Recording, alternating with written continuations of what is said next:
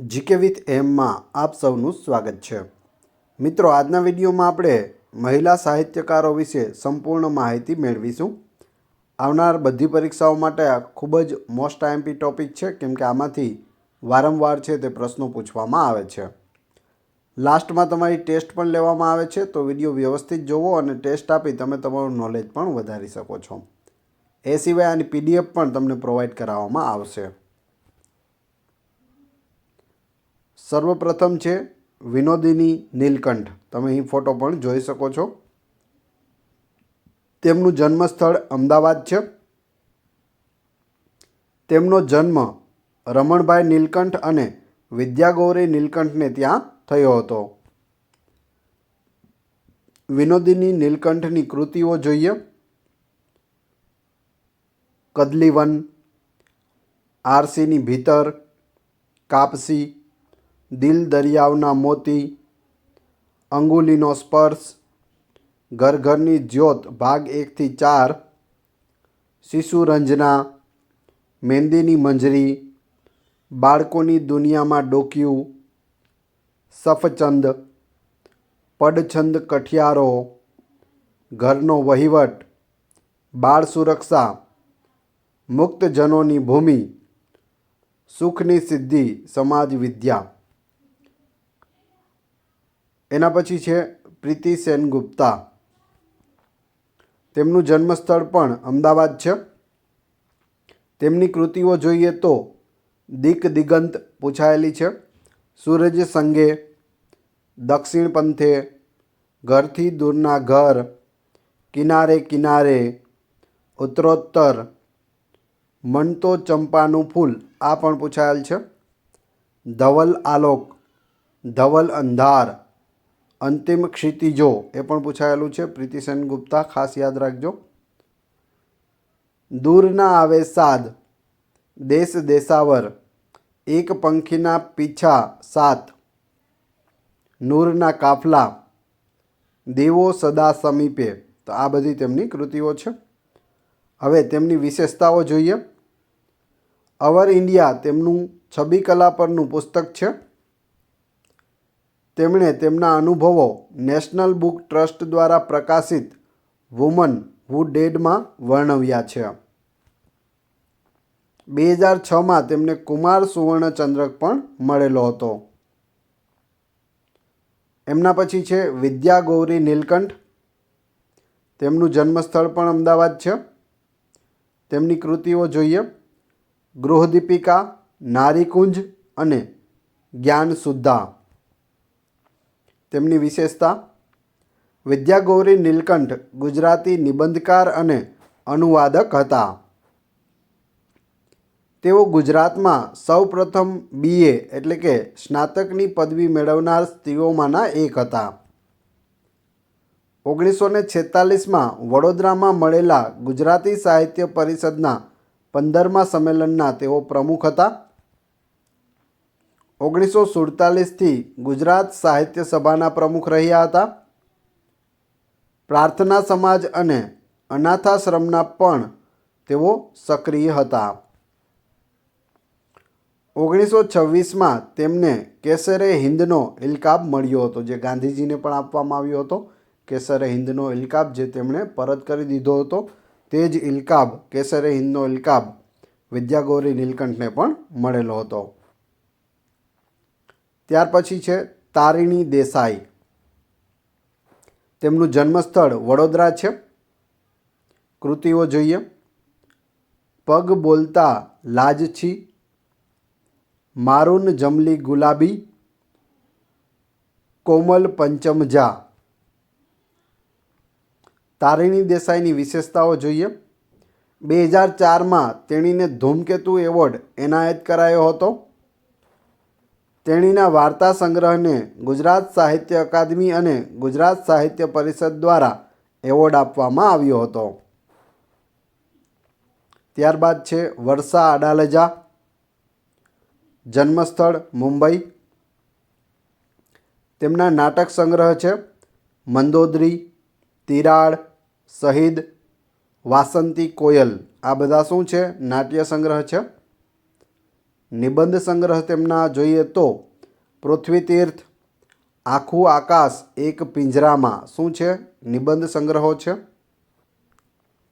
વર્ષા અડાલજાની નવલકથાઓ જોઈએ. શ્રાવણ તારા સરવડા, આતસ, ગાંઠ છૂટિયાની વેળા, બંદીવાન, માટીનું ઘર, અણસાર, મૃત્યુદંડ, સગરે શકોરું, પગલું માંડું હું અવકાશમાં, પ્રથમ પગલું માંડ્યું, ક્રોસરોડ. આ બધી નવલકથાઓ છે, ખાસ યાદ રાખતા જજો. હવે આપણે તેમની લઘુ નવલકથાઓ જોઈએ. તિમિરના પડછાયા, એક પળની પરખ, 5 ને 1 5, મારે પણ એક ઘર હોય, રેતપંખી, અવાજનો આકાર, છેવટનું છેવટ, પાછા ફરતા, ખરી પડેલો ટહુકો, પગલાં, સાંજને ઉંમરે, એંધાણી, બિલીપત્રનું ચોથું પાન. આમાંથી ઘણા બધા પ્રશ્નો છે તે પૂછાયેલા છે, તો ખાસ જોતા જજો. વર્ષા અડાલજાના પ્રવાસન જે પ્રવાસ વર્ણન સંગ્રહ છે તે જોઈએ. નભ ઝૂક્યું, ગુગવે છે જડ, શિવોહમ, શિવોહમ પૂછાયેલું છે, શરણાગત. હવે તેમની વિશેષતા જોઈએ. સાહિત્ય અકાદમી એવોર્ડ 1995માં તેમની પ્રથમ નવલકથા અણસાર માટે મળ્યો હતો. પૂછવામાં આવે વર્ષા અડાલજાની પ્રથમ નવલકથા કઈ હતી? અણસાર હતી, અને તેના માટે તેને સાહિત્ય અકાદમી એવોર્ડ 1995માં મળ્યો હતો. સોવિયેટ લેન્ડ નહેરુ એવોર્ડ તેમને 1976માં મળ્યો હતો. ગુજરાતી સાહિત્ય પરિષદ એવોર્ડ 1972 અને 1975માં 2 વખત મળેલો છે. ગુજરાતી સાહિત્ય એકેડેમી એવોર્ડ 1977, 1979 અને 1980માં 3 વખત તેઓને મળેલો છે. કનૈયાલાલ મુનશી એવોર્ડ 1997માં મળ્યો હતો. રણજીતરામ સુવર્ણચંદ્રક 2005માં વર્ષા અડાલજાને એનાયત કરવામાં આવ્યો હતો. નંદશંકર મહેતા ચંદ્રક પણ તેઓને મળેલો છે. ત્યારબાદ સરોજ પાઠક સન્માન પણ તેઓને મળેલું છે. ટૂંકી વાર્તાઓ માટે રામનારાયણ પાઠક એવોર્ડ પણ આપવામાં આવેલો છે. 2016માં નવલકથા ક્રોસરોડને દર્શક એવોર્ડ મળેલો છે. ક્રોસરોડ શું છે? નવલકથા છે. કોની છે? લેખિકા કોણ છે? આગળ આપણે જોઈએ હવે ઇલા આરબ મહેતા. જન્મસ્થળ મુંબઈ છે. કૃતિઓ જોઈએ. ત્રિકોણની 3 રેખાઓ, થીજેલો આકાર, રાધા, એક હતા દિવાન બહાદુર, 32 લક્ષો, વારસદાર, વાદ, આવતીકાલનો સૂરજ. આ બધી તેમની કૃતિઓ છે. આમાંથી પણ ઘણી બધી પૂછાયેલી છે. 32 પૂતળીની વેદના અને મૃત્યુ, દરિયાનો માણસ, વસંત છલકે, નાગ પરીક્ષા, 5 પગલાં પૃથ્વી પર, ધ ન્યૂ લાઈફ, પરપોટાની પાંખ, ઝીલી મેં કૂંપણ હથેળીમાં, જાહેર ખબરનો માણસ. હવે આપણે ઇલા આરબ મહેતાની વિશેષતાઓ જોઈએ.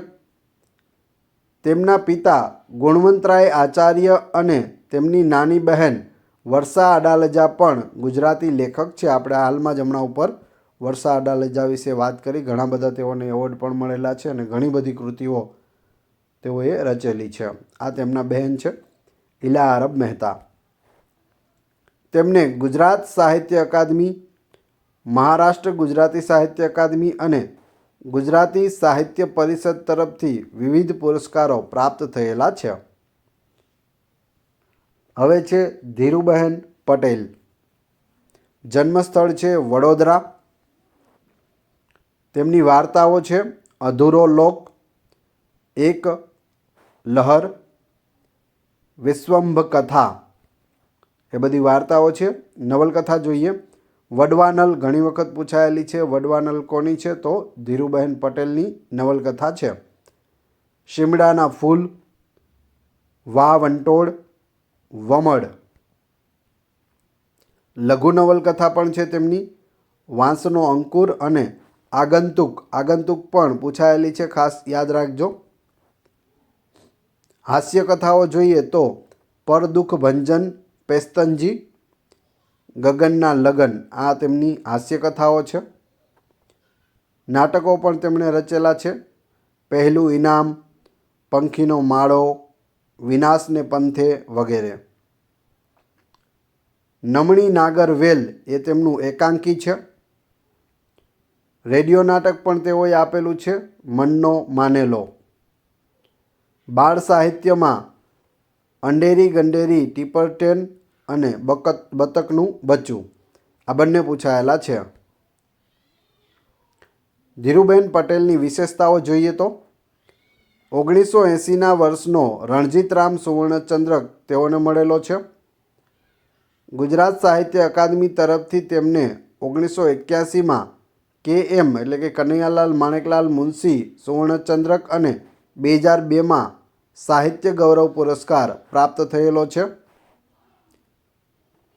1996માં તેમને નંદશંકર સુવર્ણચંદ્રક અને દર્શક પુરસ્કાર પણ મળ્યા હતા. તેમની નવલકથા આગંતુક માટે 2001માં તેમને સાહિત્ય અકાદમીનો ગુજરાતી ભાષા માટેનો પુરસ્કાર પ્રાપ્ત થયો હતો. ત્યારબાદ છે કુંદનિકા કાપડિયા. તેમનું જન્મસ્થળ છે લીંબડી, જે સુરેન્દ્રનગર જિલ્લામાં આવેલું છે. કૃતિઓ જોઈએ: પ્રેમના આંસુ, વધુને વધુ સુંદર, જવા દઈશું તમને, કાગળની હોડી, પરોઢ થતાં પહેલાં, અગન પીપાસા.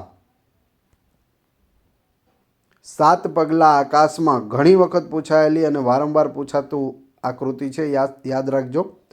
દ્વાર અને દિવાલ, ચંદ્ર તારા વૃક્ષ વાદળ, પ્રાર્થના, પરમ સમીપે.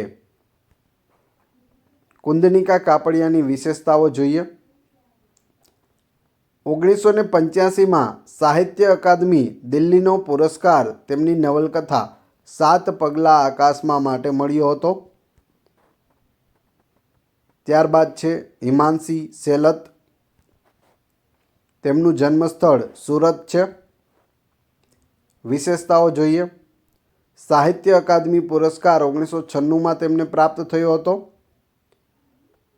હિમાંશી સેલતની કૃતિઓ: અંતરાલ, અંધારી ગલીમાં સફેદ ટપકા પૂછાયેલું છે, એ લોકો, સાંજનો સમય, પંચવાયકા, ખાંડણિયામાં માથું, ઘટના પછી. આ બધી કૃતિઓ છે, ખૂબ જ અગત્યની છે.